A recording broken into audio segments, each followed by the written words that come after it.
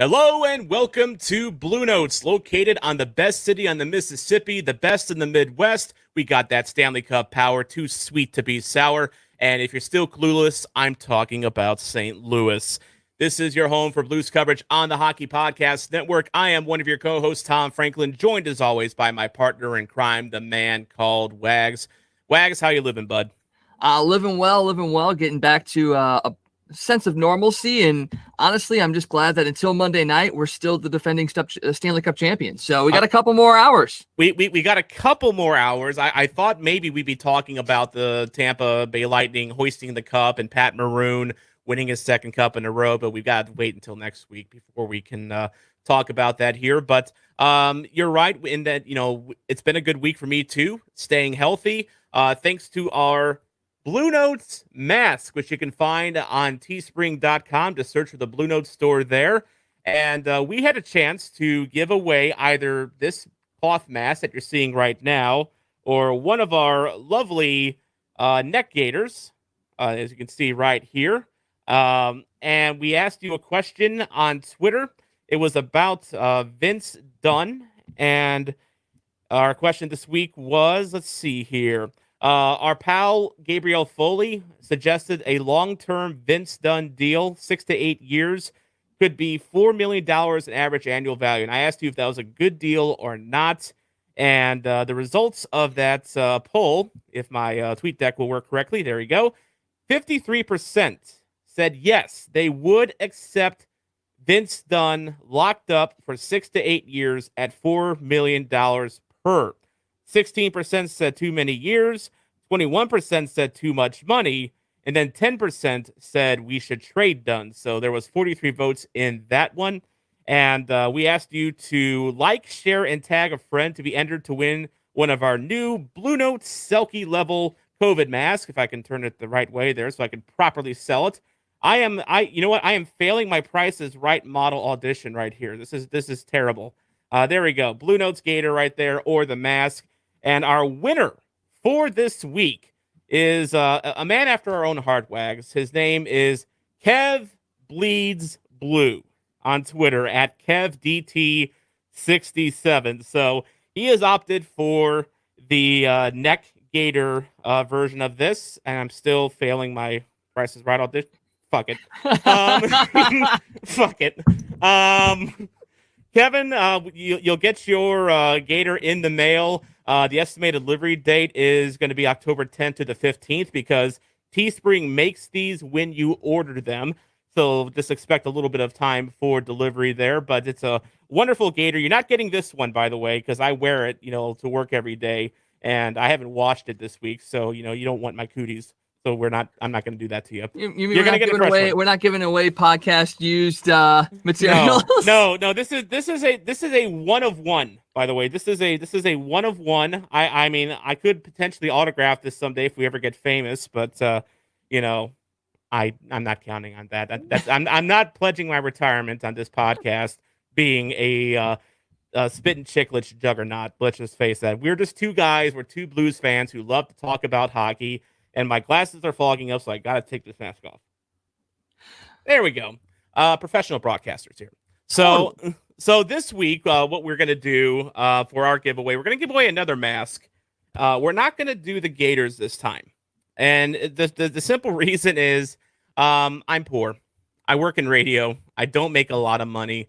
And it actually costs real money to send these out. So, and unfortunately, the gator that I sent out, I might have to eat ramen a couple nights this week. So, we're going to do the cloth mask this time, which you just saw me sporting and I just tossed to the side. And we're just going to have you retweet the question when we post it after we go live here. It will be our question of the week. And this one is kind of coming on the heels of a trade yesterday in the NHL between the New York Rangers and the Detroit Red Wings. And it kind of got me thinking, and I'm curious what you think about this as well. Would you give up a first rounder in the future, not the 2020, but in the future, to unload Alex Steen, if that's the cost, if that's what it's going to take to get Alex Steen's $5.75 million off the books, if Petro will resign with St. Louis. If there is a contract in place, dotted, signed, ready to go, but you got to get Steen off the books, would you give up a 2021 or 2022 first round pick? Poll is going up right now on our Twitter page at bluenotespod. Please retweet it, and you will be entered to win a cloth mask. I'll announce the winner next week, right before we go live on Blue Notes on our Twitter and Facebook and YouTube pages. We're diverse here on Blue Notes. But I want to ask you that question, Wags. So yesterday, as we were recording this, by the way, late Saturday night, the Rangers traded a longtime poison pill contract Mark Stahl and a 2021 second-round pick to the Detroit Red Wings, who are going nowhere anytime soon, for quote-unquote future considerations. Classic future considerations deal. I remember the Blues made a lot of those in the 90s.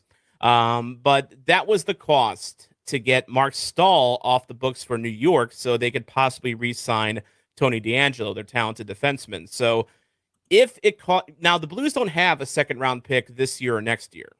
So, and I don't think a third's going to do it for Steen, even though I think he's better than Mark Stahl. But they make about the same amount of money. They do have a second in 2021 or 2022 rather, but they also have first in 2021 and 2022. So if you're Doug Armstrong, and you think that the Blues are going to be competing for a cup once again this coming season, do you give up that first rounder to get Steen off the books? Whew. I mean, that's a tough call because, like you said, next year they don't have a second round pick. They also don't have a fourth or a seventh round next year. That means they only have 4 picks next year at this point in time. So if you were to give up a 2021 first round pick, you're essentially going into next year's draft with just 3 draft picks. And yes, that means you're going to have Pietrangelo long term. So, what's the harm in that? Oh man, I'm actually leaning slightly towards no on this. Okay. Mainly because we have to restock the cupboard at some point. Yes, you've got Scotty Perunovich coming up, and I think that's part of the reason why I'm leaning towards no is because you have a good depth of defense right now, and you still got the Justin Faulk contract on the books as well. So are you really going to look there and have a $6.5 million Justin Faulk contract and then an $8.89 million Petro contract on there as well and tie up a bunch of money in 2 defensemen? Or are you going to essentially let it ride and go with what you got and try to restock the cupboard? And I think right now I'm leaning towards no, restock the cupboard and kind of just let things go as they go. See, for me, I'm the opposite of mind on that. I think if Armstrong believes the Blues can compete next year, and I think they can. I think they can absolutely make another cup run next year. I don't see a reason why not. But I think a lot of that hinges on Petro coming back. They don't need Alex Steen to make a cup run. They need Alex Pietrangelo to make a cup run. And we've seen Doug Armstrong in the past. Remember the Ryan Reeves deal where he was able to get a first-round pick, kind of out of thin air, out of ether.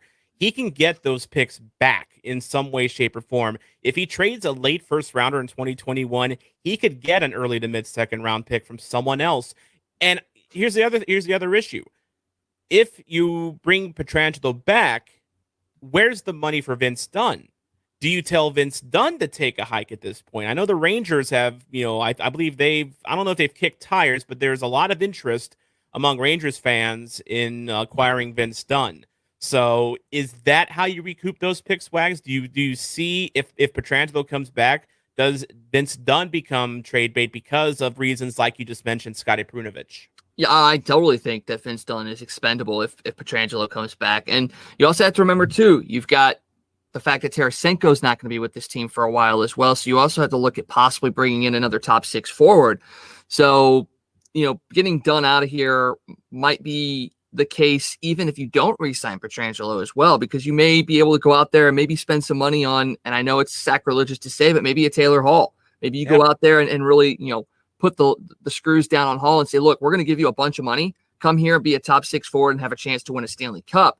So, I mean, there's a lot of stuff that can go on. And I think Vince Dunn is definitely worth a first round pick, especially if it's a team that's needing it. And that's how the Reeves thing came about, was Pittsburgh felt and believed that they needed that enforcer So they were willing to give up a low first-round pick. The Rangers, yeah, they're probably sitting there going, yeah, we need a puck-moving defenseman. We need somebody that can be physical and can work on both sides of the ice, and Vince Dunn's that guy. So a mid-first-round pick for him in a trade is probably right in the question. Although now they may have to sit there and think, we had a former puck-moving defenseman from St. Louis that didn't pan out with us. Now he's on the verge of winning a Stanley Cup. Are we going to take that risk again with Vince Dunn, which I think they would. So I actually think no matter what with Pietrangelo, I think Vince Dunn is being ushered out the door not so subtly. Yeah, I think that's also a possibility. And I don't think you can compare Dunn to Shattenkirk like apples and oranges. The situation just did not work out for Shattenkirk at all. I think, he had high expectations because of his contract. And also the Rangers, like in his first year, suddenly took a big shift and, started selling off their assets and going through kind of like a, not a full rebuild, but like a retool, if you will. And they were bad enough to get Kaapo Kakko, a second overall in this past year's draft. So, it just didn't work out. Dunn's a young guy that they can nurture. And hey, they just moved Mark Stahl. There's an opening on, on the left-handed side of their defense. So, maybe we might have to get the Broadway boys on here to talk about whether they want Dunn at some point. But we'll cross that bridge when we get there. By the way, in case you're wondering, I am wearing a red jersey today. I have not betrayed the Blues. This is a Team Canada Alex Pietrangelo jersey, number 27, right there. I used it in a previous video you can find on our YouTube page, which you can find at linktr.ee at the end for Linktree. And let's go and get to where things actually stand between Alex Pietrangelo and the St. Louis Blues. Now, as me and you both know, Wags, Doug Armstrong is not a guy that negotiates in the media. He plays things very close to the vest. That's why a lot of the trades that he has done the past couple of years, like the Braden Shen deal and the Ryan O'Reilly deal, felt like bolts of lightning out of nowhere. And that's because Armstrong does not like to make these things public. This time it's a little different just because it is Pietrangelo. So according to multiple sources, including The Athletic, the latest offer that the Blues made to Pietrangelo is 8 years at $8 million per. That's an improvement. But Petro still doesn't know the structure of the deal, whether there'll be a signing bonus, which Armstrong hates, or whether there is going to be a no trade or no movement clause. So to me, it feels like this situation is really going to, it feels almost like it's either going to be Doug Armstrong's own hubris prevents this deal from happening because, he doesn't like Petro's agent or he doesn't like signing bonuses.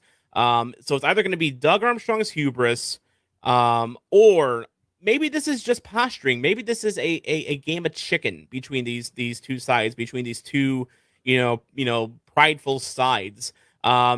Just help me understand the logic behind these negotiations, Wags.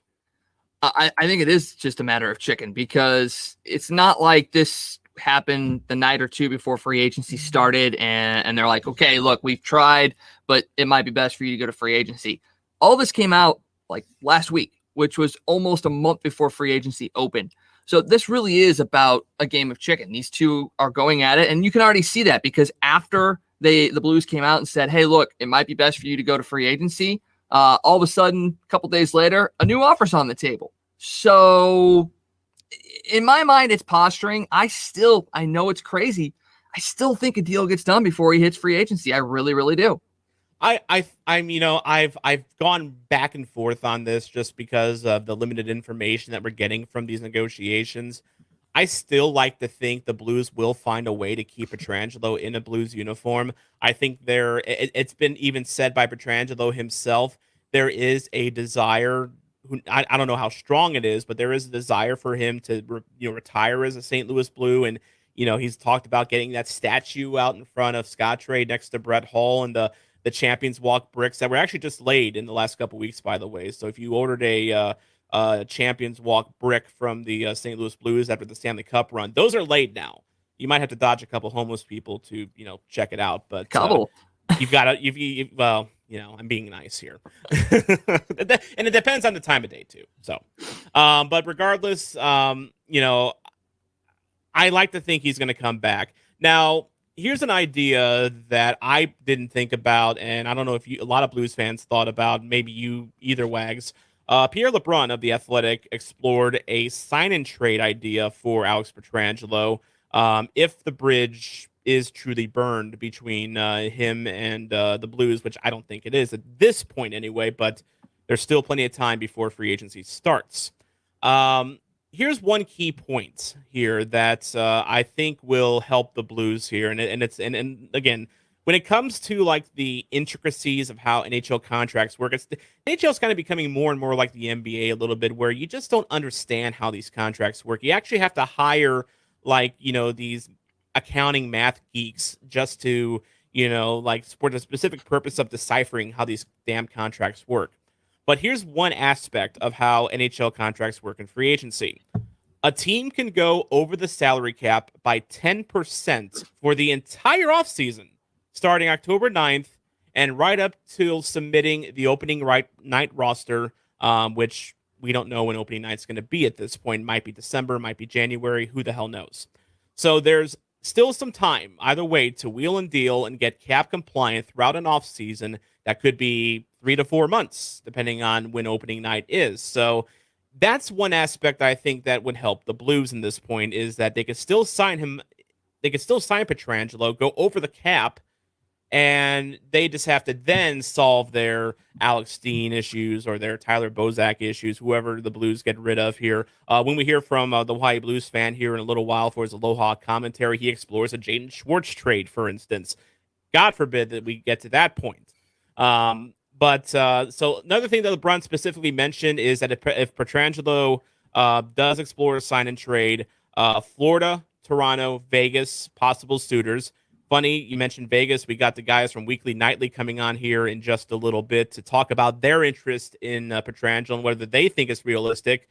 I'm gonna guess from what I've heard, not really, but we'll hear from them in just a little bit. And LeBron also, another point from LeBron's article, if he had to guess, the Blues would ask for a first-round pick in a sign-and-trade type of a deal. I'm not sure there's a team out there willing to pay the price. Would a second-round pick cut it, or given the salary constraints some clubs have, is there a roster player who could entice the Blues? Now, in my opinion, I don't think a second-rounder would do it for Pietrangelo in such a deal like that. You're basically saying that Alex Pietrangelo is worth what Brian Elliott was a few years ago, and that's just not true. I think it needs to be a first. And look at the Justin Falk deal. That was a sign and trade. They inked him up to an 8-year deal right then and there, and they still had to give up a former first-round pick in Dominic Bach and a fairly valuable defenseman in Joel Edmondson. So what do you think, Wags? Knowing, what LeBron laid out and knowing just how the landscape of the NHL works, do you see a sign and trade being a realistic option here? I don't. I really don't, because like you said, no team's going to be really willing to give up that first-round pick, especially a team that needs Alex Pietrangelo. I mean, I'm looking at Toronto's right now. They've got a first-round pick from Pittsburgh this year, and then they've got a first-round pick next year, and then the following year. Next year in 2021, their second-round pick is actually a conditional pick, so they may not even have a second-round pick next year or a third-round pick. They already don't have that. So I don't see them being able to necessarily offer a top pick for Alex Pietrangelo. And then you look at their roster, and I don't see anybody on. I mean, people keep saying, "Oh, William Nylander, William Nylander." No, he does not at all interest me. And we suggested Nylander a couple weeks ago. But it's not realistic. I don't like that anyway. I just don't think he would be able to come in and play that top 6 spots and still be a defensive replacement in a sense for Alex Pietrangelo. And then you move over to Florida, because that's the other team that obviously people are putting out there. Now Florida does have first-round picks, second-round picks. They've got pretty much all of their picks for the next couple of years. I just still don't see them letting one of those go, because yes, Alex Pietrangelo would help that defensive core. I mean, you've got Aaron Ekblad there, but other than that, you've got Keith Yandel and Antoine Strahlman are your next 2 defensemen. He would slot in as their top guy easily, but they still need help. Yeah, and Ekblad and Petro would be a good pairing. And I guess if the other question would be if Florida wouldn't be willing to get rid of one of their draft picks, if they still consider themselves a bit of a transitional team, does this open up like, God forbid, Justin Huberdeau?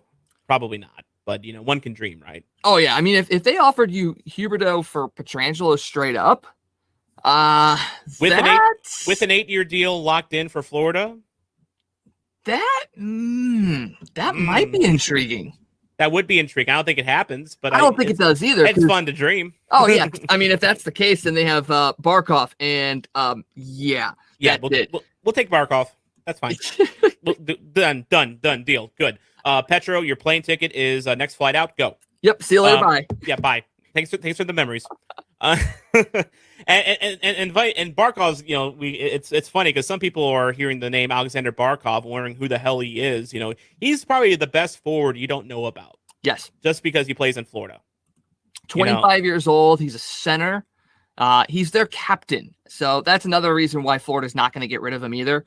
He's their captain. And yes, it would be basically trading a captain for a captain. And how many times, if ever, have we seen anything like that happen? Oh, exactly. And I'm sure, if Florida were truly interested in Pietrangelo, they would probably send Chris Pronger to, do like a little, hey, you should really come to Florida. I worked here the past few years. It's great. Because he was with the Panthers for a long time as a scout, even though I saw him at every Blues game up here. And the other thing that I think would entice Petro to Florida, I mean, besides the fact that they have oodles of cap space, is the fact that there's no state income tax in the state of Florida. So he gets to, whatever he gets in Florida, he gets to keep a lot more of it than if he went to, say, Toronto. And not only that, but you want to talk about polar opposites when it comes to the sports media microscope. We're talking like, Hubble Space Telescope in Toronto, and in Florida, we're talking about like a lab, telescope, at your high school. So that's, maybe that would be a factor for Pietrangelo, because in dealing with Pietrangelo, like in post media scrums, he handles the media fine, but he's a guy that I think sometimes gets a little irritated by the media a little bit, just here in St. Louis, which I would consider definitely like a middle point between Toronto and Florida. Sometimes, he's got to deal with it as a captain. He takes the tough questions, fine, but it's just like you get the kind of impression from him that if he didn't have to deal with it as much, he'd be okay with that. So, we'll see. Maybe I got a bad read on him, but regardless, it's going to be an interesting couple of weeks. And as far as Blue Notes goes, we'll be with you next Monday as well, October 5th.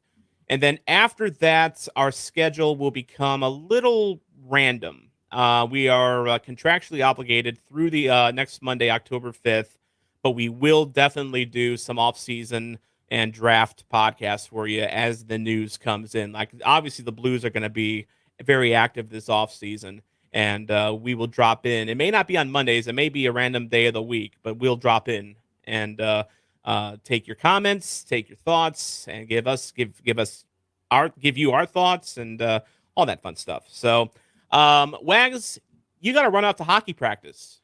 Yeah. I got not necessarily my hockey practice. It's actually my nephew's hockey practice. I'm actually looking at possibly being able to stream their games for them so that their parents and stuff are able to watch.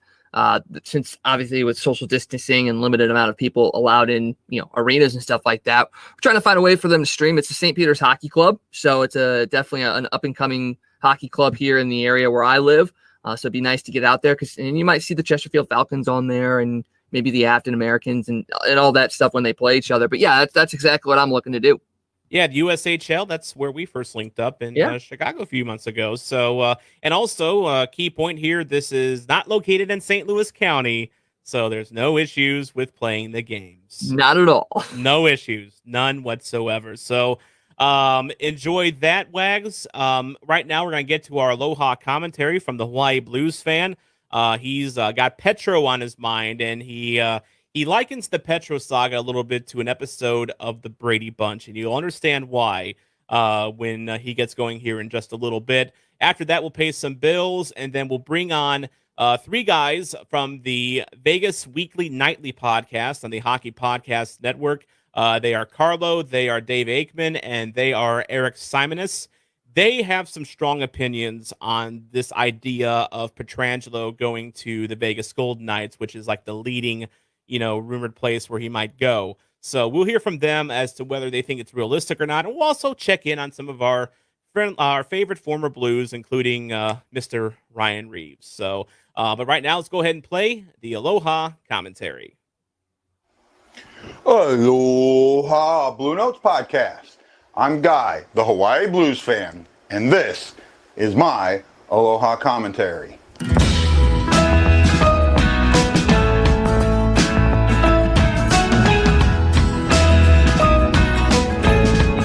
Why do I feel like I'm in a Brady Bunch episode? Petro, Petro, Petro. Petro, Petro, Petro. Petro, Petro, Petro. That's right. Petro, Petro, Petro.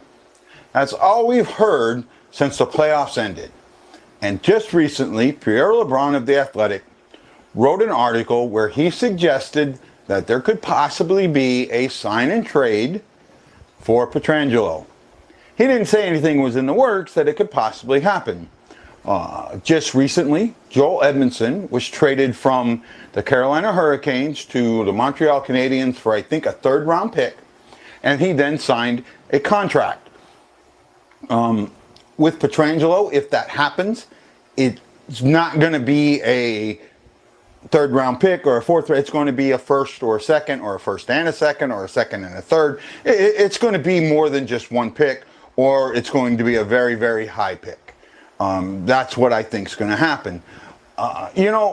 This is getting old. Also, other reports out there now are that it's possible that Jaden Schwartz could be traded to clear up some room. That, I think, would be a mistake. The guys from Blue Notes asked me what draft picks do I think it would take to pry Schwartz, and my answer would be 2 firsts, 2 seconds, and a third. And I know you're looking at me, you're crazy, and I'm like, yeah, because doesn't make sense. Schwartz is a good player and is doing good for where he's at. Steen and Bozak could be on the move. They don't have favorable contracts, but they're also in the last year. And there are teams that may want that leadership and that experience. As we've seen in this year's Stanley Cup Finals, how experience is paying off dividends. Get to that shortly. One of the best things that I've read about Pietrangelo was in either the St. Louis Blues Lounge or St. Louis Blues Nation, and I tried to find the post so I could credit the author. But basically the post said, look, if Pietrangelo wanted to stay, why not just sign a deal and stay? And then work on an extension or something later. And that makes a lot of sense. It really does. Sign a couple of year deal and then extend later. Get something signed so it's done and over with and it's out of the way. And I got to hand it to the author. It was a great post. I wish I could find it. Sorry. It makes sense that way, right? And I got to tell you, I'm getting tired of hearing this. And we're going to hear this every day until the 8th of October when free agency, or the 9th of October when free agency opens up. The draft is the 5th and 6th. And oh my goodness, could a lot of things happen. A sign and trade could actually happen during that draft. I don't see it, but possible. One last little bit of news. Vladimir Tereshchenko had his surgery. It seems to have gone well. He'll be reevaluated in February. I kind of still don't see him playing until late March or April, maybe even May. You look at all the time you had last time and it still failed. I think you take it cautious and see where you're at in the standings. If you're fighting for a playoff spot, then yeah, maybe. But if you're way out front or way at the back, it doesn't make any sense. That's my thought process there. Well, made it kind of quick, but this is Guy, the Hawaii Blues fan, host of the Blue Note Fan Report, saying aloha, mahalo, and I'll Petro, Petro, Petro, you on the next Blue Note Fan Report and Aloha Commentary. Mahalo!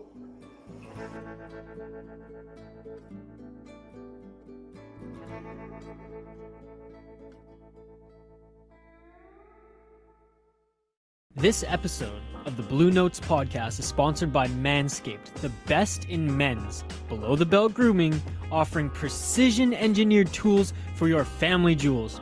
Got a crazy bush? You know if you trim your hedges, your tree stands taller. Have you ever wished she was smoother down there? She probably has too. If you're anything like me, and or just not a neurosurgeon with a steady hand, you probably neglect below the belt. Manscaped has us covered. Millions of balls are about to be nick-free thanks to Manscaped's advanced skin-safe technology. Manscaping accidents are finally a thing of the past. Whew!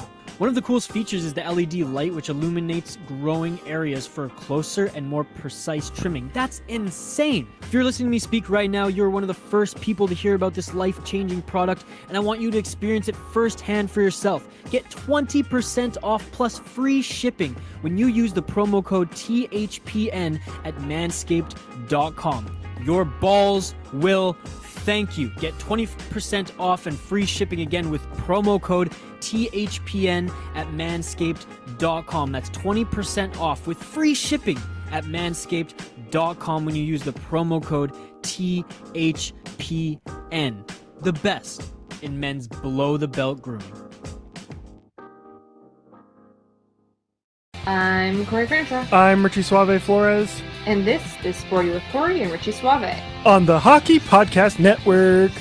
What did I just listen to? Oh, this game is just bullshit now.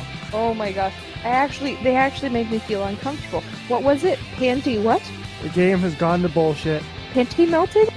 Why do we record these during the middle of games? Oh, God. Be sure to listen to Corey and I every Monday. We are your go-to source for the Arizona Coyotes on the Hockey Podcast Network.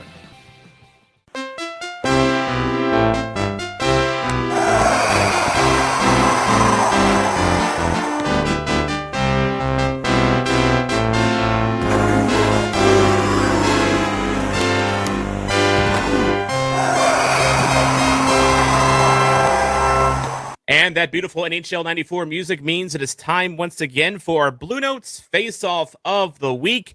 And we are facing off with not one, not two, but three members. Couldn't get the fourth one. He's moving. Of the Vegas Weekly Nightly Podcast, one of our newest podcasts on the Hockey Podcast Network. We have Karlo, we have Dave Aikman, and we have Erik Simonis. Welcome, boys. How's it going? Hey, guys. Yeah, good. Thanks for butchering the name. Oh, I added a bit of a tag there, Yeah. So it's just weekly nightly. So don't do like this professional broadcaster just did. It's weekly nightly wherever you get your podcast from. So I should know better because you're one of the I listen to a lot of our Hockey Podcast Network podcasts, but you're one of like just 2 or 3 podcasts I actually have on my podcast catcher to like listen to every week. So I should freaking know better. I should know better. I should know better. I kind of feel like you're just saying that. No, but... look. Here's the thing. You already got us to the show. You don't have to butter us up. I got you on the show, but I don't think I've actually explained this properly to Blue Notes fans. So Vegas is kind of a second team. They're not the second team. There's kind of a mush of 2 or 3 teams there. But I became a Vegas fan. I admitted a bit bandwagony. I liked the social media guy, what he was doing before you guys were even a team. And but the real reason I became a Vegas fan was because I worked in South Bend, Indiana, and I shared a room with a dyed-in-the-wool Chicago Blackhawks fan. So me being a Blues fan, long story short, we got tired of picking on each other. And we decided, you know what, we need to find some common ground. And we both were enjoying what Vegas was doing, and also he had ties to Vegas as well. So we agreed, let's go ahead and cheer for Vegas. As a mutual rooting interest. That year one, that team was easy to cheer for. I mean, they were going to go out and give you full effort every single game. They were going to be up and down the ice. It wasn't going to be a boring game any night you tuned in. So I could completely understand as a hockey fan seeing that first year of Vegas and go, that's the team that I could root for. Yeah, Vegas. One of the fastest teams I've ever seen, too. The way they skated up and down the ice. Yeah.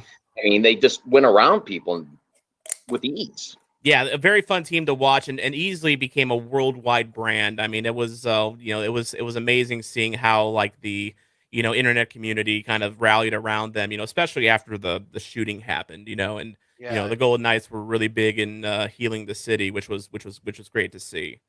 But we're going to talk about something else here. We're going to talk about you see it right above my finger here, Petro. And this week, Elliot Friedman just happened to just randomly drop on TV that Vegas might be Alex Petrangelo's preferred destination if he makes it to free agency. I hope not, please, God. But and so I wanted to get you guys on to talk about this, and I understand Erik might be the one that's the most outspoken about this idea of Petro in a Vegas Golden Knights uniform. So I'm going to start with you, Erik. Bottom line, should Vegas sign Petro? If they have the opportunity to, absolutely. Now, we talked about this on our podcast that'll be dropping tomorrow, same time for this one. It is absolutely going to be a train wreck the last 3 or 4 years of that contract for either team, for St. Louis or for Vegas. Maybe an additional year for St. Louis because they could offer him that 8th year. When he's 36, 37, 38, still making $8 million plus, hey, is that going to be a deal that looks fantastic? No, it's absolutely not. But you're doing it for the first 3 years for either team, St. Louis or Vegas. And that's for Vegas. They are in a perpetual win now mode. They have traded first-round picks. They have traded elite prospects that were previous first-round picks to go get players that are win now. Pietrangelo is that same type of player. He is going to be a top 5 defenseman for the next 3 to 4 years for sure. He's just not going to lose what he is right now, and that is tried and true, a Norris candidate. He's going to log 25 plus minutes a game and just be an absolute beast. He's going to quarterback your power play. He would be fantastic in Vegas because Vegas right now lacks that right shot defenseman. Their top 2 right side defensemen are Nate Schmidt and Shea Theodore. Both are left shot defensemen, so neither of them are true right shot defensemen. So Pietrangelo makes perfect sense for Vegas. Like I said, it's what can go out, and I think that's kind of what you have to start looking at is what Vegas would have to ship out to accommodate $8 million because right now they have less than $5 million to work with under the cap. By the way, we're even on the name butchering. It's Pietrangelo. Yeah, it is just Pietrangelo. You and I think Pierre McGuire still calls him Pietrangelo, and I think it's because his uncle Frank Pietrangelo, the goalie, that's how he said it. It's weird. Dave, Yeah, what do you think? Well, first off, anytime I hear Pierre McGuire, I just want to say "Shut up, Pierre," but that's just something different. It's natural. It's natural. Yeah, it's like, shut up, Pierre. What do I think? I will absolutely love to have him. That defenseman that can push offense, push the flow going, and get it down to the other end. That power play quarterback, which, as we watched this year's playoffs, we really only had one true power play quarterback, and that would be, Shea Theodore. We needed another one on the second one because Shea was playing almost the entire power play, and eventually that's going to wear him down, even though he's only 24 years old. But to have someone like that, that offense pusher would just be outstanding. But like Erik was saying earlier, it's just who can we move out? Because, yeah, we have a goalie signed, but it may not be the one that we end up with. The reports out there with Leonard being at $5 million for 5 years.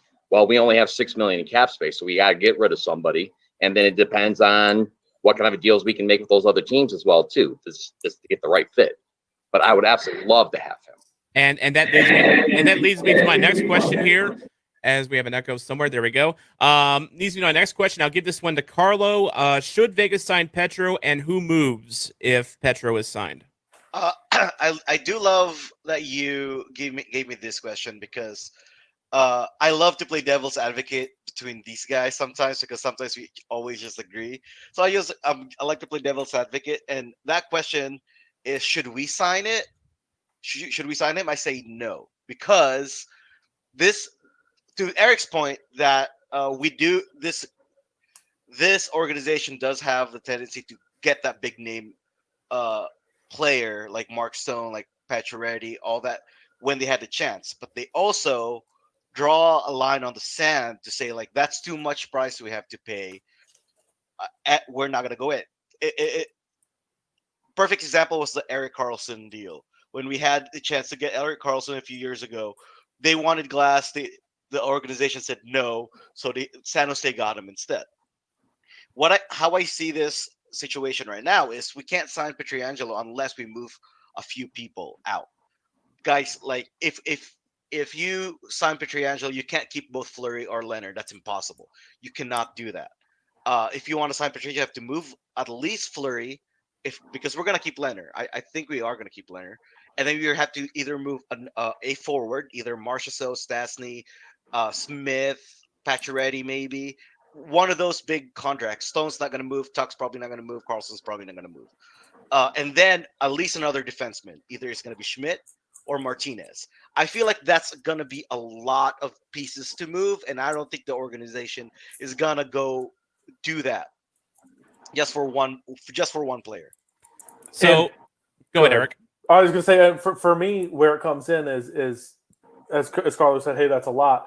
But I look at it a different way. So I look at, if you just Fleury and Leonard, just wipe them out, because that's a 1-for-1 deal. So now it comes down to a forward and a D-man for what additional forward you can go in and get replaced for who you're trading out, along with Petro versus, I'd say, Martinez. So for me, I look at Marshy and Martinez out, and you get Petro in, and then you can go sign a Galchenyuk, or you can go sign a Bobby Ryan, and you can get a lot of that production that Marshy provided, but you're going to have such a huge upgrade in defense that for me, for the next 4 years, it's an absolute no-brainer if those pieces can work out.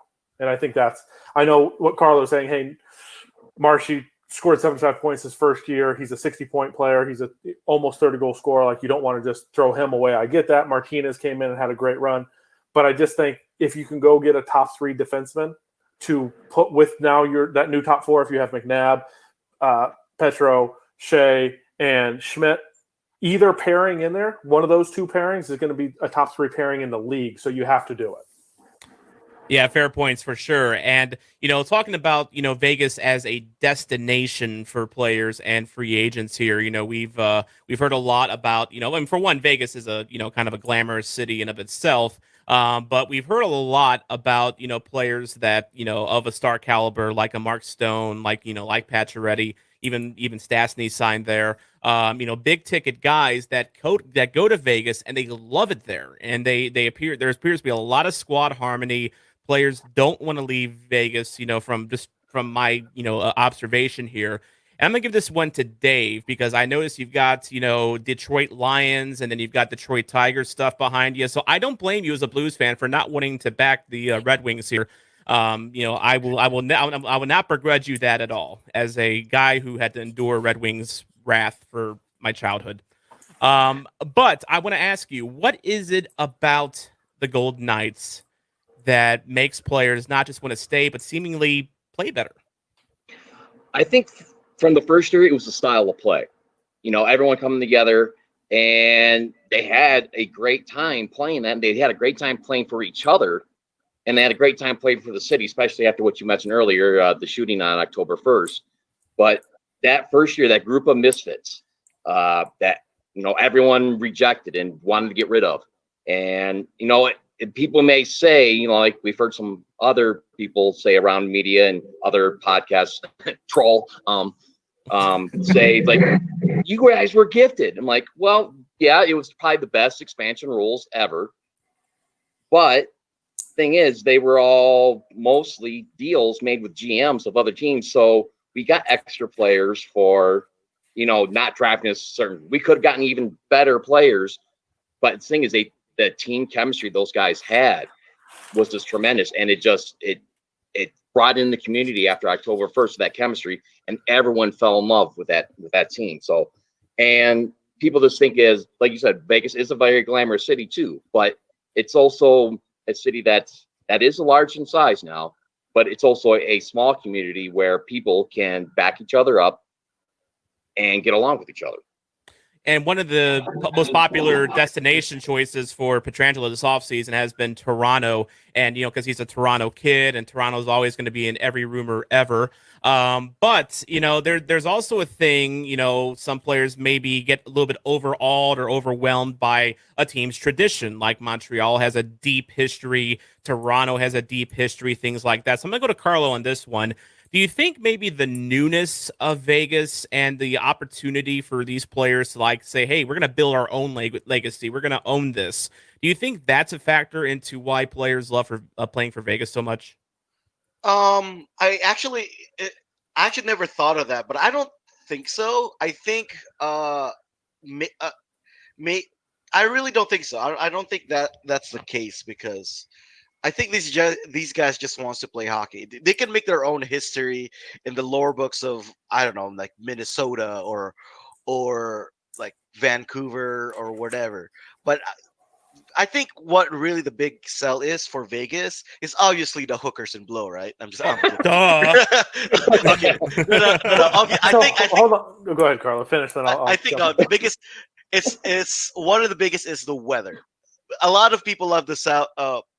The southern market, because let's say a lot 80% of hockey players grew up in cold weather from the north, and it's really nice when you're playing in a city where during hockey season they play in wintertime, and when you're playing in Vegas, it's like 80 degrees, or not 80 degrees, 40 degrees, 30 degrees instead of negative 30. Instead of minus 20. You know what I mean? Yeah. And it's really nice. You can still go out. You can still golf. A lot of these guys golf.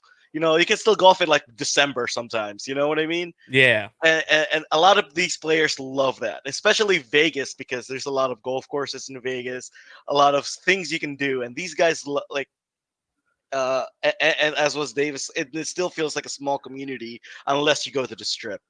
Yeah. And to back that up, though, too, it's I grew up in Michigan, and then that's one of the main reasons why I moved here in 2006 is because of the weather. Yeah, that's fair. And I honestly see myself living in Vegas at some point, because I also did not like cold weather at all. I lived in North Dakota for a year, and that's all I could stand. And they can just go home during summertime during exactly. And I gotta admit, as a Blues fan, I was kind of rooting that it would be Vegas that would be moved to the Central and not Arizona. I know it wasn't likely, but I was rooting for it just simply because airfare into Vegas is so cheap compared to Phoenix. So I was rooting for that because of those tasty road games. Although I know Golden Knights tickets are kind of a hard ticket to come by. So yes. So great point on that, Tom. So to kind of touch on both what Dave and Karlo were saying on why here. First of all, you have a fan base that is absolutely bought in completely to the team. So on brand new, when the Athletic put out there, hey, what stadiums are the best? Vegas was top 5 when it comes to atmosphere. And opposing team players come in and play and then say that. Yeah. To touch your point on Tom, players wanted to come here, Stasny. It's not only players that wanted to come here, it's players that wanted to stay. James Neal didn't want to leave. He wanted to sign. They pulled that deal from him. Perron wanted to sign. He would have taken a huge hometown discount. It worked out well for Perron. He went to St. Louis, obviously, won a cup. He can't begrudge it, but he loved being here. For whatever reason, those players, once they get here, even Fleury has come out and said, hey, I don't want to leave. I'm not asking for a trade. I think it goes to the ownership. The ownership is absolutely going to take care of the fans. The arena is fantastic. The practice arena is state of the art. They all live within 5 miles of that practice arena. There's no traffic. So the non-game day experience is a lot of the reasons why it's a tight-knit community, as Dave was saying. So the team has a wealthy owner that is willing to pay bonuses where a lot of other teams won't. St. Louis. So that's a big talking point for Petro right now. Is St. Louis just has told him you're getting 0 signing bonuses, deal with it. Where Vegas, hey, if he wants half of that money in a signing bonus late in his contract, Vegas will do that. So that's a huge thing. There's a lot of things that Vegas has more than the built-in ones. And also same thing with Tampa or Dallas. No state tax is also a big deal. So if he takes $7 million here versus $8 million in St. Louis, $7 million here is more. Yeah. The backup in the community again too is a lot of people who live here now are not originally from here. So we all have that kind of experience together that we can talk about, hey, what was your experience like when you moved here? What was your experience when you moved? And it just spreads around. I coach high school basketball around here too, and I would say about 90% of us, maybe 95% of all the coaches in this town, we all get along, and it's just that tight knit kind of community. I know there's We a help each reason. other out. Yeah, There's a reason that the hockey guy on YouTube has made multiple trips to Vegas for hangouts. That's exactly it. The community atmosphere. Everyone seems to get along and really chip in together. It's kind of like Vegas really seems like a really big small town. Yeah, it is absolutely exactly that. And the fan base does not. The fan base isn't shitty towards opposing fans that come in. So Tom, Nashville. you come in for a game for St. Louis. You're wearing your Blues jersey. Nobody's going to throw something at you. Nobody's going to heckle you. It's just going to be, hey, enjoy the game as long as you're not a dick. They're not a dick. And I think that's because, as Dave was saying, everybody's come from somewhere else. So it's the whole. We get that. We don't want to be the Oakland Raider fans, essentially, even though we have the Raiders now. Oh, man. So, I mean, every market's going to have that one or two, asshole that's around that's going to give you shit. But you can't help that. I mean, it's just their nature. That's on them, not you. And we're a brewery town, so there's probably 3 or 4 assholes here in St. Louis. And it's everywhere, just like as you said. But is that where Reeves learned how to be a brewer? Probably, because not only do we have Anheuser-Busch, as the former world headquarters, but also, have like craft breweries popping up on every block. So I think he had a beer named after him in St. Louis, but he never had his own brewery there. No, he didn't have his own brewery, but I know Center Ice Brewery had, I think, like a couple beers named after him. Yeah, I think it's called like the Grim Reaver or something. Yeah, the Grim Reaver. That's it, the Grim Reaver. Exactly. Speaking of Busch, I actually really enjoyed Busch Stadium a couple years ago when I was there. It was right after the Blues won the Cup. My favorite. So not a couple years ago, last year. My favorite thing about Busch Stadium, having gone to the former Busch Stadium that was in there before, is you can actually catch a breeze in the new stadium. The old stadium was completely circular, enclosed, and the field for most of its life was AstroTurf. So you basically in July and August, if the temperature was 100 degrees outside, it had to have been like 120 inside that stadium with like 0 wind speed. It was just nightmare, absolute nightmare. But getting back on track here, Erik, you mentioned David Perron a little while ago.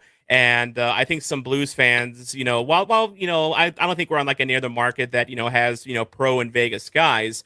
A lot of Blues fans appreciate what the Vegas experience did for David Perron's game, because this is his 3rd tour of duty in St. Louis. Of course, the Blues drafted him, then traded him to Edmonton, re-signed him, lost him in the expansion draft, and now he's back again.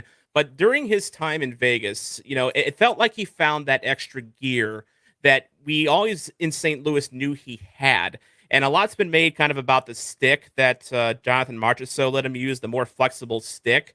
But, thinking back to David Perron's time in Vegas, what do you think was that made him kind of come out of his shell a little bit? Well, back to what I was saying earlier, when they all got exposed, they all had this kind of this chip on their shoulder, and they wanted to prove everybody wrong.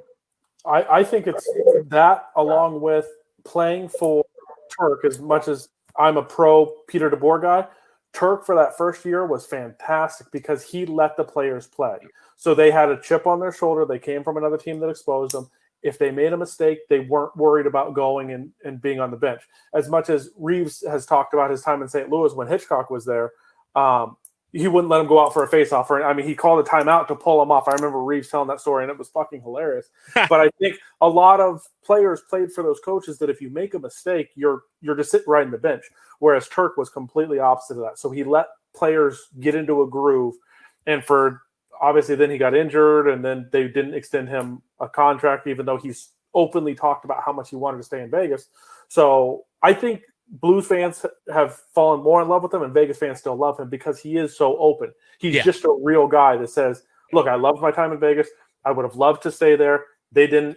St. Louis was my second home, and he went there. I think it's, to your point, Tom, amazing that St. Louis is the only team that he's ever signed contracts with, but he's played for like 4 or 5 different teams. It's amazing. Yeah, he legit loves playing in St. Louis, and, I've got to see him, backstage after games, in locker room scrums, and he's a hilarious guy. He is funny. He is open. He likes talking to the media. One of the few players I feel that actually truly does. And to see him kind of, as I said, come out of his shell a little bit it was very nice to see, because I wasn't a Perron fan, particularly when he was with the Blues the first couple of times. I thought he was very inconsistent. He was a guy that, he played with a bit of a chip on his shoulder and would get the dumb penalty, seemingly every game, which he still kind of does, but we can tolerate it now. But he was such a different player when he came back, on this third go around. And I think a lot of Blues fans, can appreciate the Vegas experience for that. Another player, go ahead. Oh, I was just going to ask, because I don't follow the Blues as much. How much did Perron play before he got exposed to the expansion draft? Like, was he a lot of top 6 minutes? Oh, yeah. He was the top 6 guy. He was, he played. They drafted him in the first round. He was a late first round pick, and he made the team in his rookie year. I mean, he did not spend any time in the minors. He went right to, I think, he started off like in a third line role, I think, but then he was definitely like a second line left winger, type for us. And he was kind of the next coming of Blues studs with TJ Oshie and Patrick Berglund. I'm not a Patrick Berglund fan. I can go all day about him. But regardless, there was definitely, you could see the talent with Perron. It's just he had a tendency to drive Blues fans crazy. I think the biggest thing we're missing on what flipped the switch for Perron, playing with Ryan O'Reilly, most likely was the biggest thing out of all of it. Like, look, whatever he did in Vegas, if you go put him with a shit center, he's probably still going to be a below average winger. You put him with a world-class center, all of a sudden that plays his same style. That forecheck, they are just a motherfucker to play against. That line, you saw it in the playoffs. I mean, they're fantastic. To be fair with David Perron, he did start his Vegas career centered by Cody Eakin. So who did players we don't like? Who did he eventually end up with in Vegas? Eric Halla. Was Halla? Eric Halla, Neal. It was Perron, Halla, Neal. Okay, that was a step up.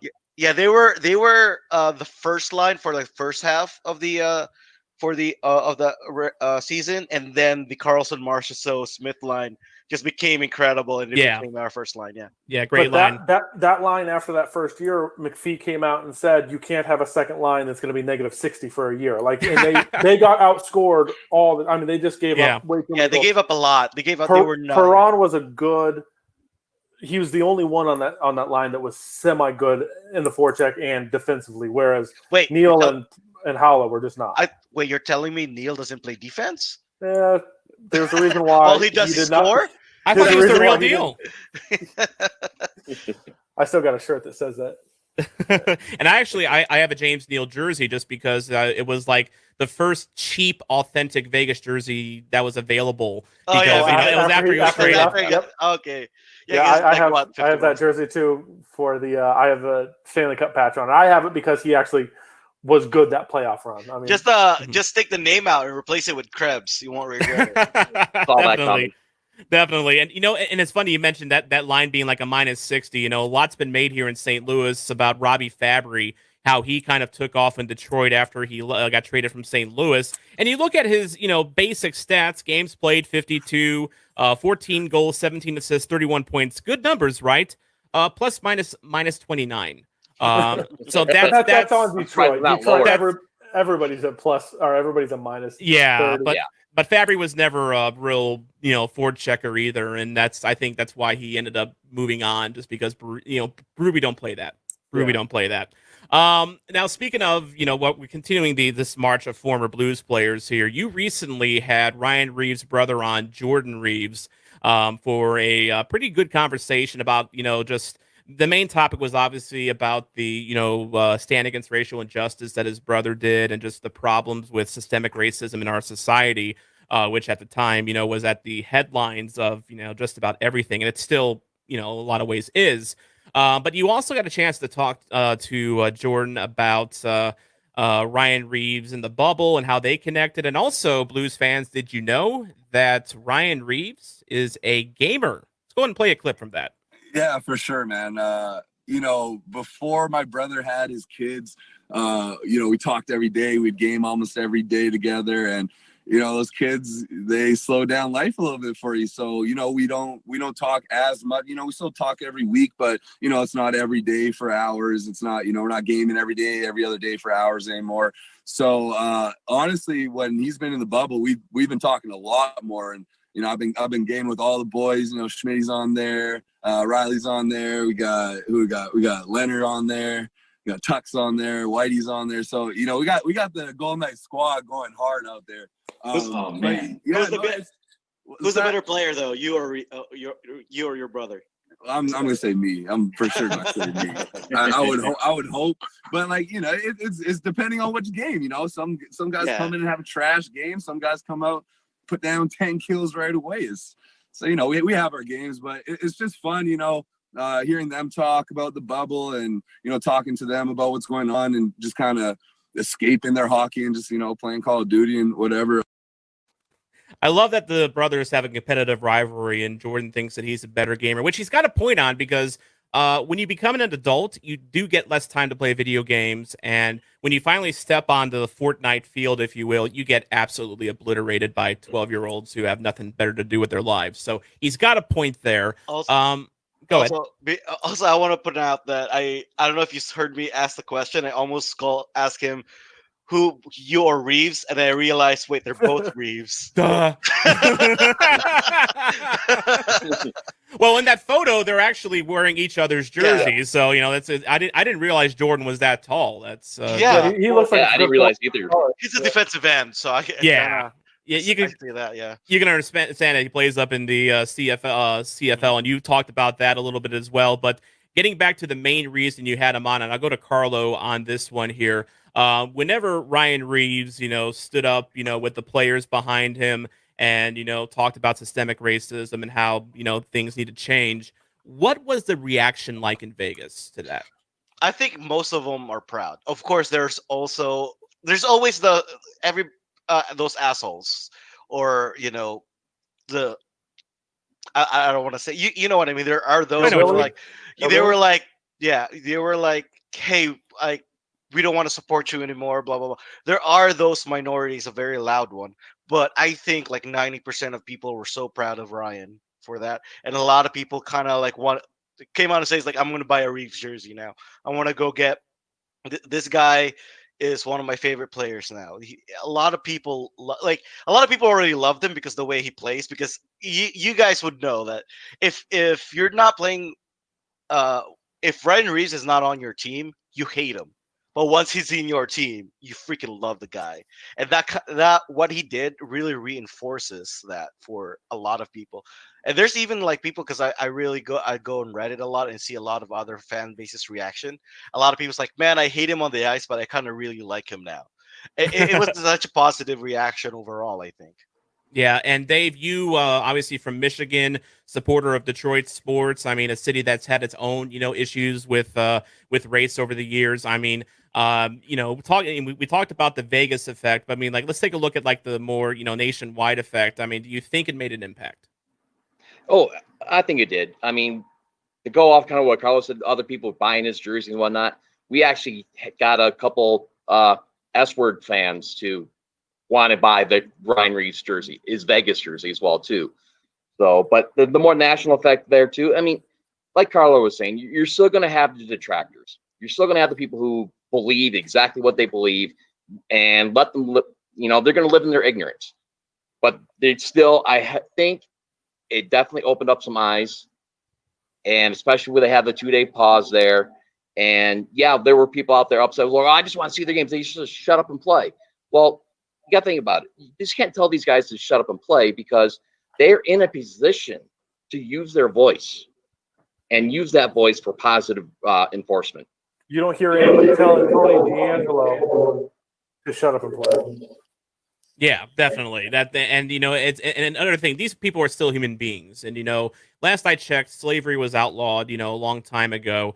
So you can't tell them to, just stick to sports. You don't own these players. Yeah, exactly. These guys are it's freedom of speech. Like they can, just because they're athletes doesn't mean they're not humans. They have the same rights as we do of freedom of speech. They can talk in social media. They can do their vlogs or whatever. But these guys have their right to do that also.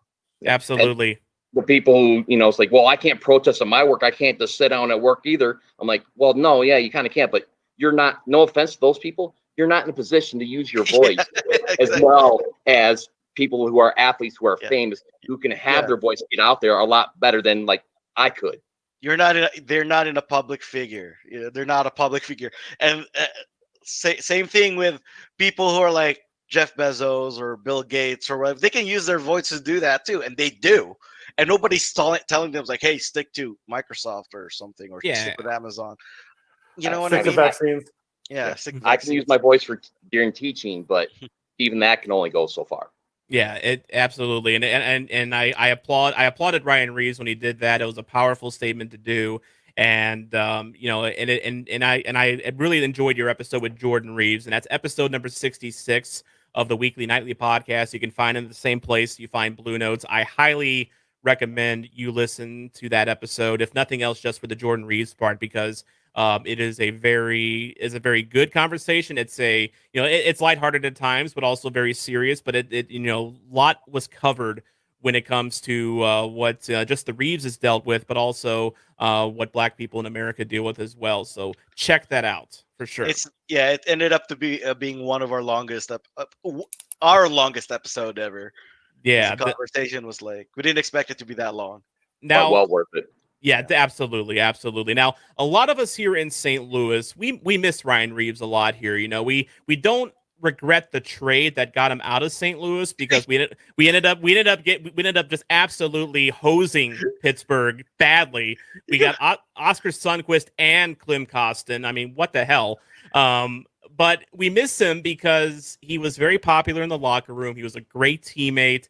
And he really endeared himself to the fan base a lot because he's just he's a charismatic, fun guy. And of course, Blues fans have had a tradition of enforcers over the years that they look up to.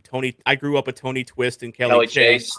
Yes, and the likes of Darren Kimball. For the older fans, they had Brian Sutter and they had Bob Gassoff. Just we're going really deep in the weeds. But we admired Reeves a lot because he was a tough guy. So I'm gonna give this one to Erik here.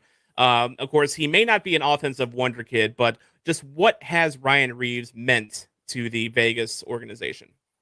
Well, I mean, you see it. The McPhee, I still consider him the GM. I get that Kelly McCrimmon is the GM, but I still think McPhee makes most of the moves. So McPhee played in the league, right? He was a Hobie Baker winner. I mean, he knows what the league needs. They went out and got him, in a deal that they were taking on salary for Brassard, and they didn't have to give anything up. They signed him to a deal, and they've now extended him as well. So now they realize the old saying is keep the flies off the honey, right? But he does bring that level of physicality and the level of intimidation that will protect your star players, right? Nobody's going to go out and take liberties against Mark Stone because they understand Ryan Reeves is coming right behind him. They're just not going to do that. He had more goals last year. He showed a little bit more offensive prowess, but it's really just, like you said, the locker room guy. He's going to be a fan favorite. He's still going to make mistakes, and he's still going to give up goals, unfortunately, but he brings just energy, I think, would be his biggest thing. That's what he can turn, and that's why DeBoer has started him. If he's been in the lineup, Pete DeBoer has started him every single game to help just get that team over the hump. So I think the biggest thing is energy is what he's brought. Yeah. Did either of you, Karlo or Dave, expect this kind of impact from Ryan when you got him? No, because I remember when we got him, because speaking of like you guys you just got a first round pick for him. I remember when we got him, we literally pretty much got him for free. We got him to launder money for the Brassard trade to go to Pittsburgh. It was like a three-way deal where like Brassard came to us, took some of his contract, and we got Reeves in return or something like that. And I think we also got a fourth-round pick from it, right? Or yes, Peter Debilatori. Yeah, who will actually be an NHL player, which is amazing.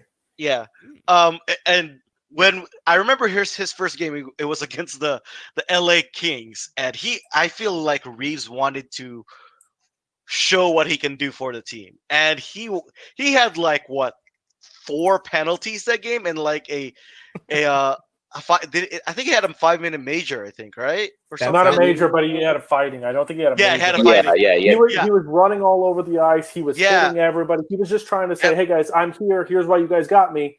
And then obviously that didn't work. And then he completely figured it out. I remember the backlash after that game. Everyone was like, "Why did we trade for this guy?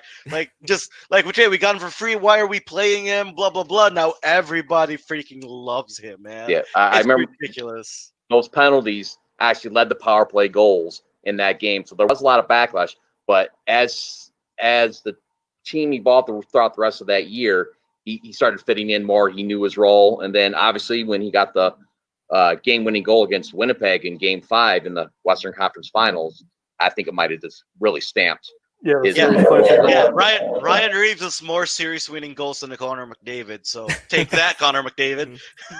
Well, it's funny you mentioned how Reeves kind of made an interesting first impression in Vegas and not a particularly good one. I have a hockey jersey collection. I have at least one jersey for every NHL team plus some defunct ones. I think I have like 90 in total. I was going to ask you what one you're wearing today. I have a problem. Well, it's funny you asked that because it is a Team Canada Alex Pietrangelo.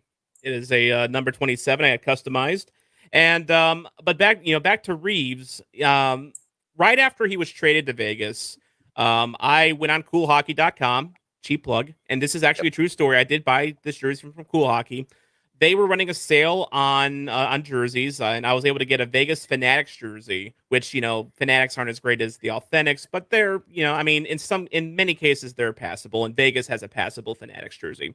And I had them made into a Ryan Reeves, and it's one of my favorite jerseys I have now. They did a good job customizing it. But I remember when I got it, and I used to mess around on the hockey jersey subreddit, and I'm like, I got my customized Ryan Reeves Vegas jersey, probably the first in the world, and people were like, why did you get a Ryan Reeves jersey? That's like, seriously, like, why did you get a jersey of like the Water Boy or something instead?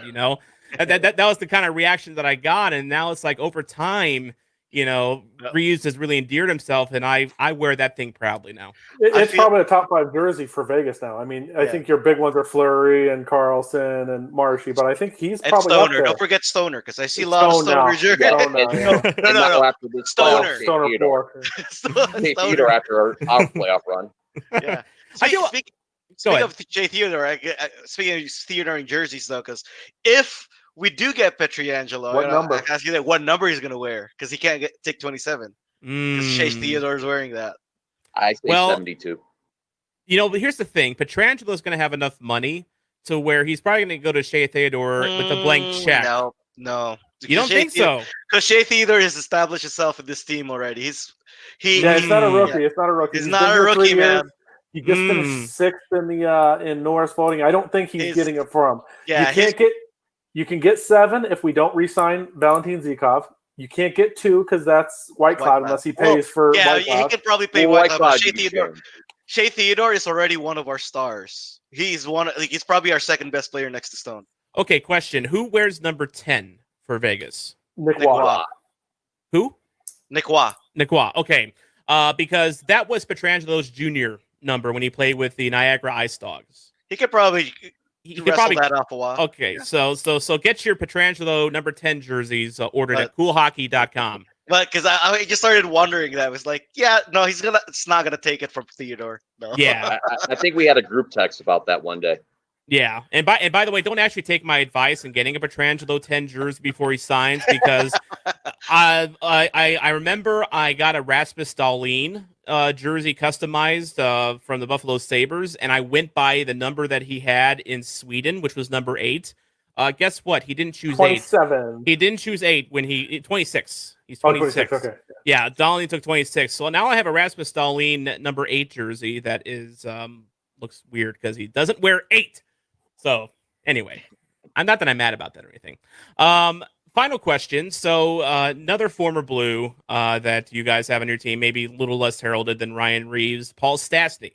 Stastny was a native St. Louisan. His father settled in St. Louis after his career was done. Played for the Blues for a year, actually, at the twilight of his career.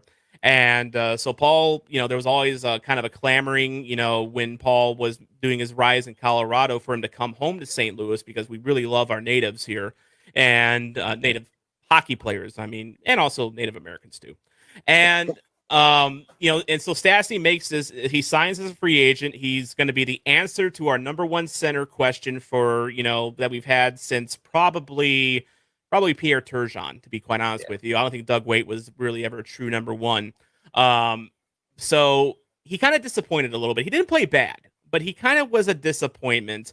And he goes on to Winnipeg in a trade that ends up in Vegas. So I'll go to Dave on this one. How do Vegas fans feel about Paul Stastny? Good thing you didn't go to Karlo. Thank God you didn't go to Karlo. All right, Karlo, you're next. Karlo, you're No, next. don't go to Karlo. We're going to Karlo after this. We already know what he's going to say. Eric hates me. You know what? Okay, Dave, hold on a sec. Karlo, Paul Stastny. Thoughts? Okay, so Paul Stastny is the biggest contention and out of all forces because of me. Because I think he is our number one guy that we should move forward-wise. Yeah. They disagree, obviously, but I think it just makes sense because I don't think he had a really good year. He had a bad year. I don't think he had a good playoffs either. His last year of his contract, and he is 35, 36. He's getting up there. Yeah, he's getting up there. I think it just makes total sense that we have Cody Glass waiting under the wings to take his place, and I think it just makes total sense for me. It's a $6.5 million cap. We've moved that. We have a lot more wiggle room, and that is. And then I know Eric hates that opinion and I'm sticking to it. Yeah, Paul Stastny underwhelming a fan base. Shocker, St. Louis Blues fans. Eric, I mean, he was great the first season. He was one of our best players, but this season, not very good. All right, Eric, retort.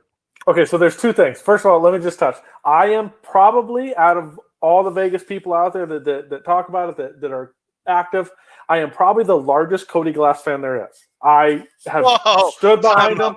Do not trade him. Do not ever do anything. Glass fan than you are. Stop for 1 second.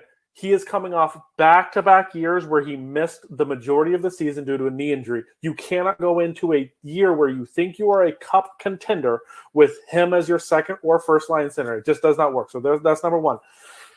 You can't move Stastny because your depth is atrocious behind it. If you move Stastny and you lost Karlsson just for even 10 games, those 10 games, you're telling me you're going to run out centers of Cody Glass, Nick Waugh. Stop. He'll be in the WHL. Chandler Stevenson, Cousins. If you re-sign Nosek, I mean, that's the worst center depth in the league if you move Stastny. You cannot move Stastny. That's why you sign a center when you free up space. Number two, stop. Okay, how many centers are out there? You tell me what center you can go out there and sign. Stop. He's not. He's a winger. Next. No, there's not another one. Okay, cool. He is not a center. Next. Okay, so the other thing. Just because he's played it once in his career does not mean he's a center. I don't think you understand concepts like that. Okay, so the other point, Stastny did not have a down year. He didn't have a great playoffs, but he didn't have a down year. He actually had more goals this year than he had in previous years. I think he's fantastic. He's exactly what Vegas needs because he can come in and usher that next person, which is Cody Glass. If Cody Glass can come in, learn a year beneath him, whether Cody Glass is playing higher in the lineup or not, he's still going to get a lot from being around Paul Stastny at the practice rink on game days. He's going to learn a lot from him. You can't move Stastny. I actually love Stastny. I think out of all the players, if I could be locked in a room and talk to somebody, he would be it. He is probably the smartest hockey mind out there. He doesn't watch film because he remembers it all. I mean, he's fucking fascinating when it comes to a hockey mind. I want to be able to talk to him more than any other player on this team for sure. All right, Weekly Nightly listeners, start your Eric Simonis, Paul Stastny stuck in an elevator fan fiction right now. Okay. Can I read you Stastny's stats this season? Go for it. 71 games, 17 goals, 21 assists, 38 points. Meh. Very meh. Yeah, exactly. And that's $6.5 million a meh. That's not $6.5 million center worthy. No. All right, so we've heard the case for Paul Stastny. We've heard the case against Paul Stastny. Dave, where do you stand on Paul Stastny? Are you going to be the man of rationality here? Well, me, I would since I've been around the game for so long anyway, because I mean, I'll hate to bring the name because you absolutely hate this guy, but I've been watching hockey since '83, Yzerman's rookie year. But so I nothing would surprise me. Nothing would surprise me whatsoever. But I'm going to echo Eric's statement about center depth. And, you know, yeah, he didn't have the greatest year, in my opinion, either. But that experience of helping out with Cody Glass coming up next year, and I think he's by far, I think, our best faceoff man. And I know there's some people out there that think faceoffs are overrated. We got, you know, somebody in this town here that echoes that. Who cares about faceoffs? I'm like, well, I'd rather have the puck than go out and chase it. And he is our most consistent faceoff man. And I think that's a little bit underrated. Now, could he get some more points? Yes. There's times when I think he should shoot more instead of looking for the perfect pass. But I don't want to get rid of him. All right. Any retorts? Nah, I've said my piece. All right. You've said your piece and you've counted to 3. All right. Karlo, Erik, Dave, wonderful chat. Weekly, nightly podcast. I got it right this time. Hopefully you guys get Pietrangelo right sometime too. Where can we find you guys and what you got planned for Monday? You can find me at somedude88 SUMDOOD on Twitter, and our Vegas Nightly on Twitter. We are Vegas Nightly at Vegas Nightly with a K. That's where I got confused. Yeah, it's okay. What do we have? So on Monday we just recorded yesterday, so hopefully nothing big happens today. Otherwise, we're going to sound like fucking idiots. But we just recorded talking about the cases, kind of like we already talked about with you as well, Tom, for and against trying to sign Petro or anybody else, what moves can happen, and just a little bit of off-season talk. That's kind of what we're into right now. And then next week, we're going to try to have a special guest on to talk about the draft before the draft happens. But I think for all the NHL teams, buckle up because the next 2 weeks are going to be a lot of fun. Holy cow, breaking news. Marc-Andre Fleury traded to the Calgary Flames. Thank God. Oh, my God. No, I'm kidding. Did we get anything? What did we get? Yeah, I would love that. You got a couple hockey sticks and a water boy name later. Perfect. Thank you. Yeah. That's our center right there. Oh, no, he's a winger. Yeah. Although I do think Calgary might be a destination for Fleury, but you guys can talk about that. I don't think so. Dave? Colorado makes the most sense. All right. My Twitter personal one is that Aikman CMU. With our podcast, we always like to end it with what we call the 5-minute major off the what happened last year against that team, and we bring up 4 points of NHL news around the league. So, but that's how we always end it, and then we try to end it with a laugh most of the time. Unless we're in bad moods after getting eliminated like we were 2 weeks ago. But yeah, we always try to have a little bit of fun to pick on each other and whatnot as well too. All right, very good. And like I said, I swear I don't have a Bible in front of me, but I would put my hand on it, and I would say you are one of the weekly hockey podcast network podcasts I listen to, one of the few. So good stuff, guys. Appreciate it. Good stuff, guys. And that's going to do it for this episode of Blue Notes. I want to thank you for listening because without you, there is no me, there is no Wags, there is no Weekly Nightly, and there is no Hockey Podcast Network. I'm Tom Franklin, reminding you to not be a chump and always play to the whistle.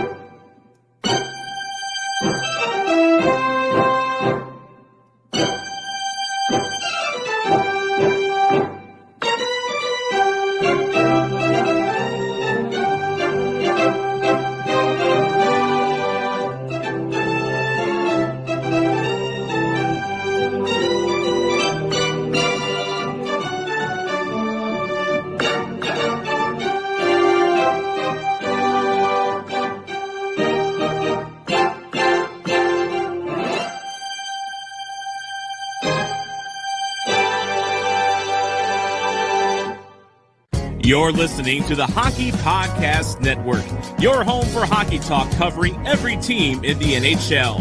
New episodes every Monday. Download at thehockeypodcastnetwork.com or wherever you get your podcasts from.